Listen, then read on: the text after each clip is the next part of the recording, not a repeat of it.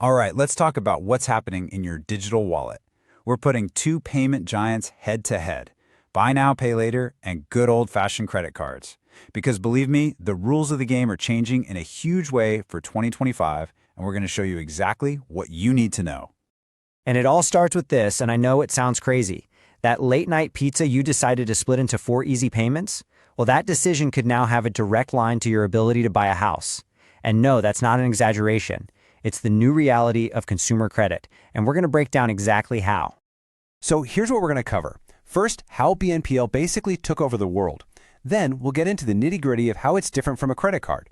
We'll look at the real price tag, unpack the massive credit score changes that are coming, talk about risks and your rights, and finally help you figure out your smartest move. Okay, first up, the new way to pay.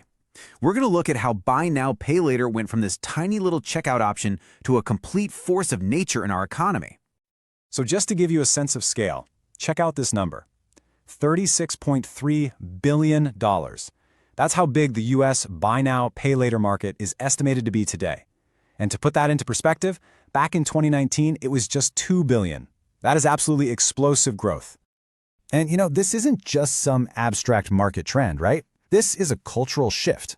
In 2021, only about 4% of adults in the U.S. were using these services. Flash forward to today, and that number has just skyrocketed to 26%. That's 1 in 4 adults using BNPL. It used to be that BNPL was just for, a big online purchase, like a mattress or something. Not anymore. Now, it is everywhere. You can split the cost of your groceries, your concert tickets, even your lunch. And with new physical cards from companies like Klarna and Affirm, you can use BNPL for pretty much any purchase in a store, just like you would a regular credit card. So that leads us right into our next section, loan versus line of credit. Because look, to make a smart choice, you have to understand the fundamental difference in how these two things actually work. They are not the same. At its core, a buy now, pay later plan is basically just a small fixed-term loan. You buy one specific thing and you agree to pay for it in a set number of chunks, usually 4 payments over 6 weeks. And once you pay it off, that's it, the loan's done. It's tied to that single purchase. Now, a credit card, totally different animal. It's a revolving line of credit. You have a total limit and you can make a bunch of different purchases, pay some or all of it back, and then borrow from it again. It's not tied to one item. It's this open, flexible financial tool. All right, let's get to the big question, the one everyone wants to know, the real price tag. The biggest selling point for BNPL is always interest-free. But is it really free? Let's peel back the marketing here.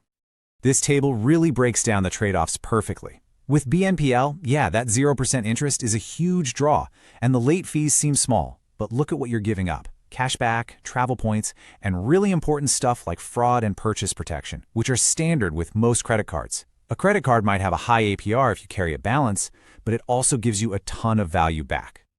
And beyond the direct fees, there's this hidden psychological cost. Experts point out that splitting a $160 purchase into 4 payments of $40, well, it plays a trick on our brains. It feels cheaper, so it encourages us to spend more than we actually have.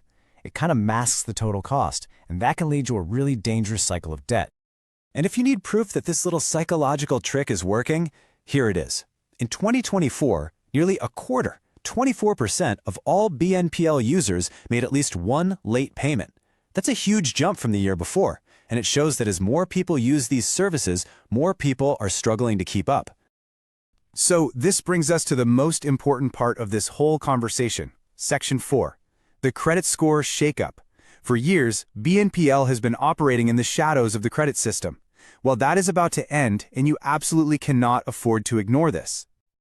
Just look at how fast everything is changing. Before this year, BNPL was basically phantom debt. It was invisible to credit bureaus. But then, boom, April 1st, major players like Affirm started reporting to Experian. And by this fall, FICO itself is launching a new scoring model specifically designed to include BNPL data. That phantom debt is about to become very, very real. And yeah, the experts, they're sounding the alarm. People like Micah Smith are really concerned that millions of us who have been using these services so casually for small stuff are about to have all of that payment history, the good and the bad, officially stamped onto our credit reports. The lack of awareness could be, well, a catastrophe. And let's be crystal clear about what's at stake here. A single missed payment that gets reported to the credit bureaus doesn't just go away. It can haunt your credit report for 7 years, potentially messing up your ability to get a car loan, an apartment, or even a mortgage.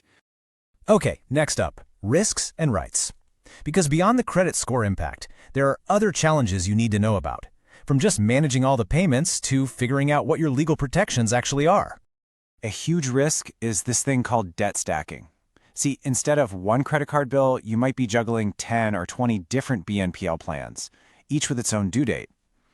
It's so easy to lose track, miss a payment, and since so many of them use autopay, you could start racking up painful bank overdraft fees if you're not careful. So what happens if something goes wrong? Like, what if the item you bought is broken? Well, in 2024, a government agency basically extended credit card-like protections to BNPL users. But then, as you can see, that rule got pulled back this April. The result? Right now, your rights as a consumer are kind of in a legal gray area. It's uncertain. So after all that, we finally land here. Your smartest move. Look, this isn't about saying one is good and one is bad. It's about understanding that these are different tools and they're meant for different jobs. The key is to be strategic about it. Use buy now, pay later for a specific, planned purchase that you know for sure you can pay off in 6 weeks. It's great if 0% interest is your absolute top priority. But you should reach for a credit card when you want to earn rewards, when you need those extra consumer protections, or when your goal is to build a positive credit history for the long haul. Okay, if you remember nothing else from this, please remember these 3 things. 1. Know the terms. Actually read the fine print before you click agree. 2. Track everything. Set reminders, use an app, whatever it takes. And 3, the biggest one of all, BNPL is real debt now. You have to treat it with the same seriousness as a car loan, because that's exactly how the credit bureaus see it. And that leaves us with one final question to think about. In this new world, where convenience is now tied directly to your long-term credit health, you have to ask yourself, is the instant gratification of splitting that next small purchase really worth the risk to your financial future?